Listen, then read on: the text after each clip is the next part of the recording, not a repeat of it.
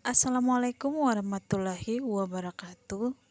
Welcome to my channel Alimur Family. Jangan lupa untuk like video ini dan jangan lupa subscribe. Ya, saya akan memberikan FRSKB Kebidanan 2021. Ini yang saya hanya akan memberikan gambaran saja ya teman-teman. Untuk soal saya minta maaf untuk belum bisa memberikan banyak soal atau menggambarkan soalnya waktu dan teman-teman itu pun sekarang sudah mulai ujian, banyak yang sudah mulai ujian SKB. Terus saya mempunyai anak kecil yang belum bisa saya tinggalkan, umurnya baru 1 tahun. Dia jadi untuk 5 menit waktuku saja untuk membuat soal ini pun sudah susah, karena anak saya berdua saja dengan anak saya. Suami saya ada di luar kota lagi kerja, jadi untuk waktu saya tidak bisa meninggalkan anak saya terlalu lama. Makanya di jam-jam waktu tidurnya pun saya capek kerja, jadi belum bisa ya, makanya waktunya mungkin saya sempatkan ini beberapa menit ini untuk membuat soal-soal ini, membuat gambaran-gambaran soal ini. Teman-teman, kemarin ada yang bertanya ya di komentar-komentar, maaf saya belum bisa membalasnya dengan cepat. Untuk program pemerintah seperti Nawacita, PBHBS, SDGs itu ada, saya tidak mendapatkannya di soal saya waktu ujian tanggal 15 November kemarin. Saya tidak tahu juga kenapa, tapi memang disesuaikan dengan kisi-kisi BKN yang keluar sebelumnya. Di kisi-kisi BKN yang keluar sebelumnya kan sudah kita lihat, di sana ada pelayanan kesehatan ibu, pelayanan kesehatan anak, pelayanan kesehatan reproduksi dan KB, pelayanan kesehatan komunitas. Jadi semuanya benar-benar real, benar-benar masuk dengan soal yang sama, dengan soal yang berbentuk sama seperti kisi-kisi BKN. Jadi saya tidak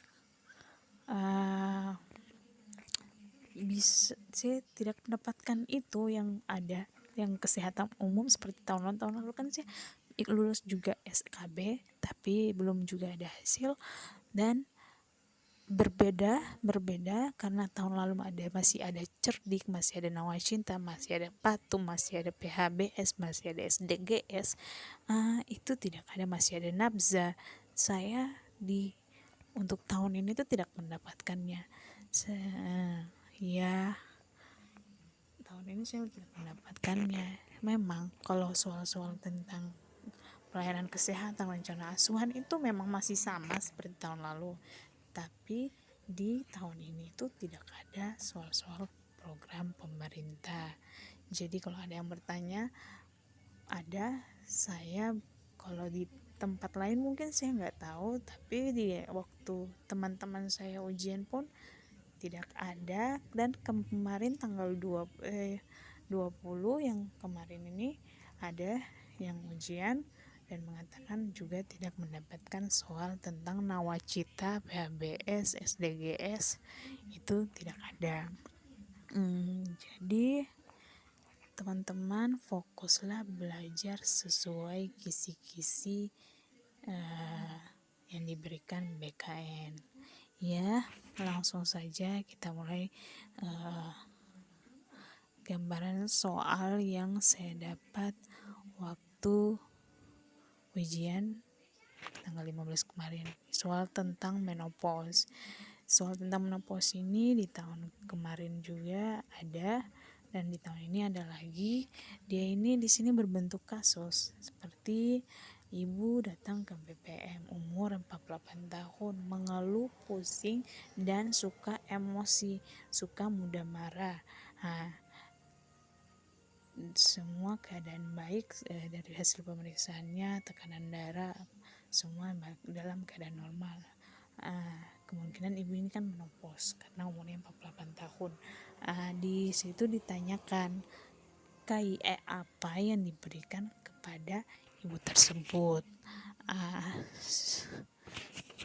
Kemudian ada soal tentang menopause, itu ada sekitar 3 nomor, tapi itu dengan bentuk yang sama sih kayaknya.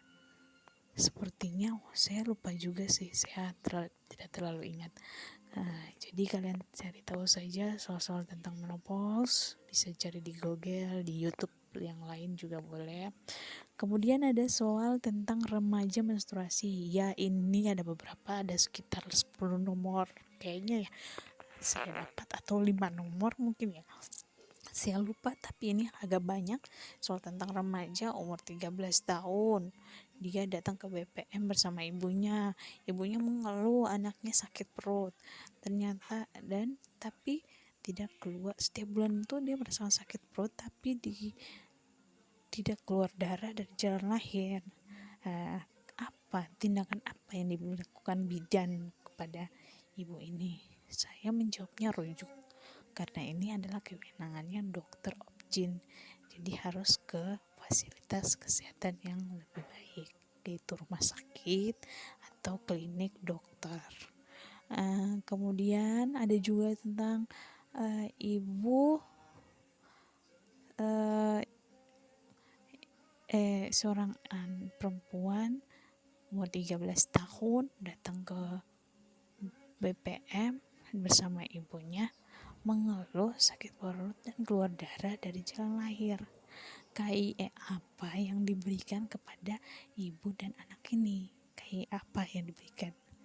Ya, jadi ini KIE tentang apa, ada pilihannya, nanti kalian pilih sendiri. Kayaknya ini fisiologis menstruasi.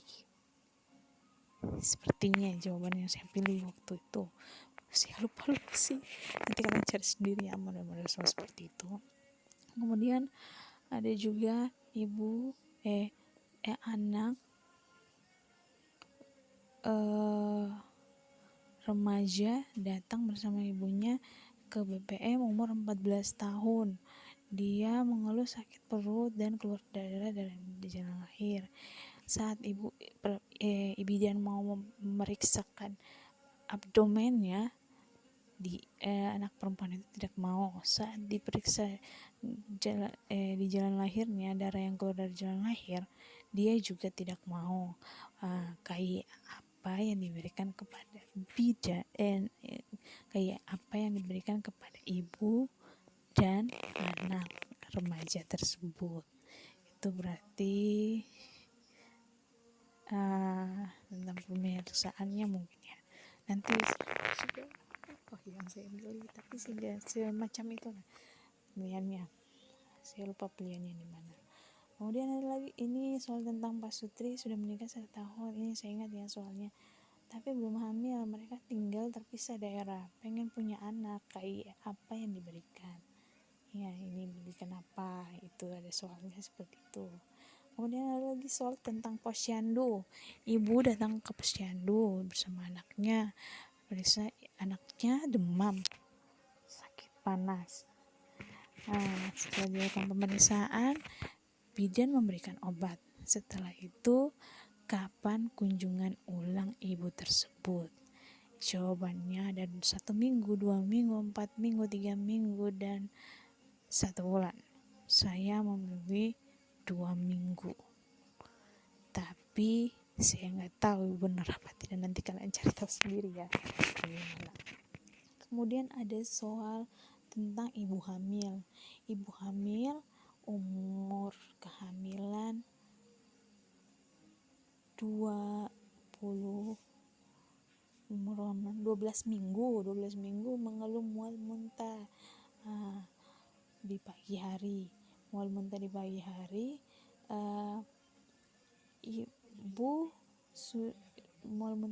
hari. Kayak apa yang diberikan kepada ibu? Itu yang ada yang makan sedikit tapi sering, ada saya lupa, pokoknya nanti kalian cari tahu sendiri. Kemudian soal tentang ada ibu hamil lagi, ibu hamil umur 36 minggu, keluar air dari jalan lahir, mules-mules, datang ke BPM. Rencana asuhan apa yang diberikan pada pasien? Kayak rencana atau tindakan awal apa yang dilakukan? Saya menulis rujuk, soalnya ini bukan kewenangan lagi bidan di BPM, ini sudah kewenangan dokter Opjin, jadi mungkin dirujuk ke rumah sakit atau klinik dokter yang berwenang gitu ya. Jadi saya bilangnya rujuk. Kemudian ada tentang ibu dengan anemia. Ibu ini hamil, ini juga sebenarnya ini ibu hamil dengan anemia.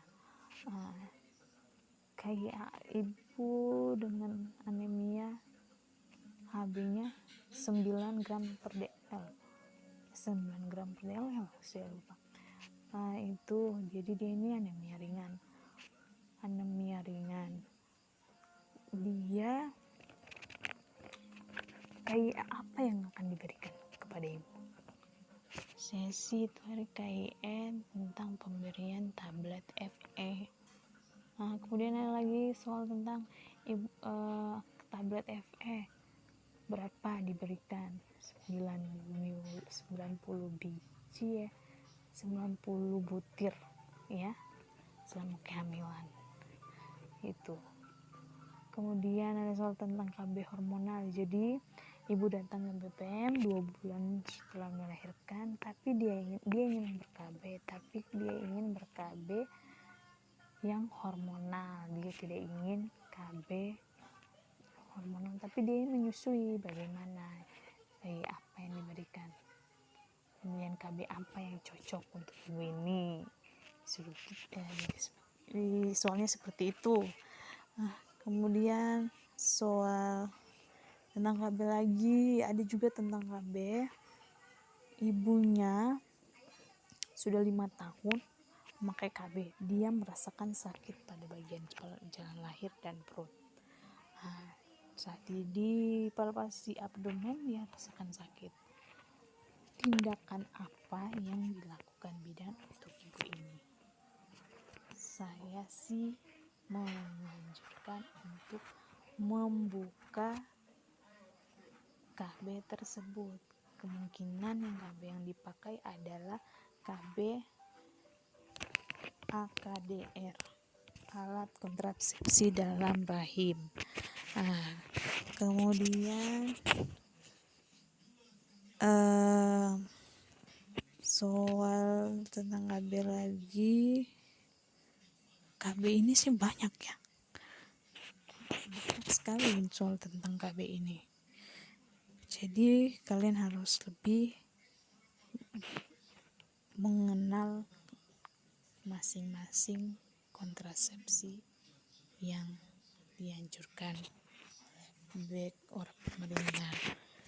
Kemudian ada soal tentang kala 4, tapi saya lupa ini soalnya seperti apa ini, saya lupa gambaran soalnya seperti apa, saya lupa ini. Tapi ini tentang kala 4, iya, soal tentang kala 4 itu ada. Jadi itu kala 1, kala 2, kala 3, kala 4 itu kasusnya itu ada semua. Bukan ada semua sih, tapi mengarah kemana? Mengarah ke rencana asuhan, mengarah ke tindakan, mengarah ke tindakan awal, mengarah KI apa yang diberikan, kayak gitu sih. Jadi kalian jangan pernah memandang enteng karena soalnya ini ada yang mirip, ada yang enggak, pokoknya kalian harus lebih teliti dalam mengerjakan soalnya. Lanjut ke soal tentang ibu nifas, yaitu nifas 6 minggu yang lalu. TFU-nya itu berada di mana? Jadi ada yang masih teraba, ada yang tidak teraba, ada yang TFU-nya 2 sejajar pusat, ada yang TFU-nya 2 jari di bawah pusat, atau 3 jari di bawah pusat, atau 2 jari di atas tipis.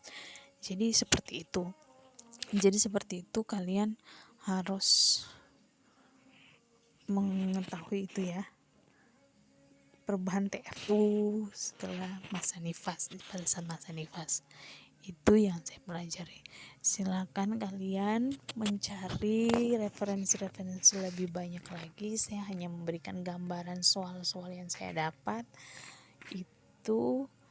Semoga ini bermanfaat untuk kalian. Semoga kalian bisa memahami, mengerti, dan semangat untuk berjuang mendapatkan NIP.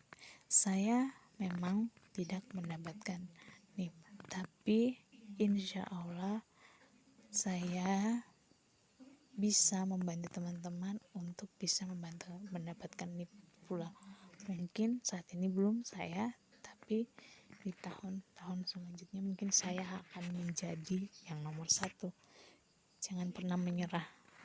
Oke? Kalian harus banyak-banyak mencari referensi soal. Saya sih lebih, karena kita kan bidan, jadi saya lebih menganjurkan kalian hanya mengerjakan soal-soal saja, mencari banyak-banyak soal di Telegram, di grup-grup kebidanan, grup-grup CPNS kebidanan, agar referensi kalian itu lebih banyak, lebih baik lagi. Jadi jangan hanya fokus pada satu tempat. Kalian harus bisa mencari referensi yang banyak tentang soal-soal yang akan saya berikan. Insya Allah jika ada waktu saya akan membuat soal dan menguploadnya lebih banyak lagi. Kalian tidak boleh menyerah, kalian harus belajar dan belajar. Saya belajar dan berdoa. Saya kemarin sudah belajar dengan sebisa saya sudah mengerjakan sebisa saya, tapi mungkin Tuhan belum menentukan rezeki saya di situ. Jadi saat itu saya harus saya sabar.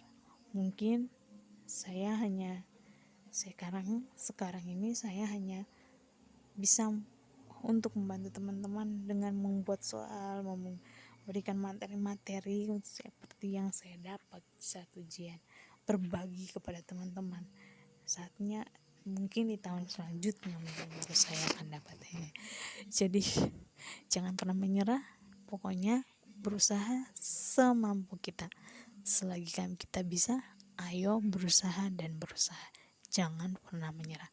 Seperti saya sudah 3 kali mengikuti SKB, tapi belum terkait sama sekali. Itu sih. Tapi saya bukan berarti saya berhenti di situ. Saya berakhir di situ. Saya akan tetap berusaha selagi umur saya masih bisa tes CPNS. Kalau sudah tidak bisa kan, ya udahlah, nggak apa-apa. Wong aku bisa, mungkin rezeki aku di tempat lain kayak gitu.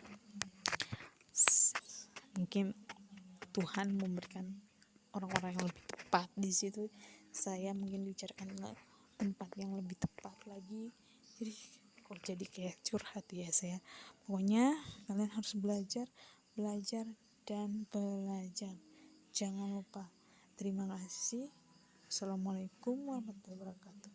Jangan lupa subscribe ya, dan like video ini, bunyikan lonceng notifikasi agar kalian selalu mendapatkan notifikasi tentang video-video terbaru yang saya upload. Terima kasih.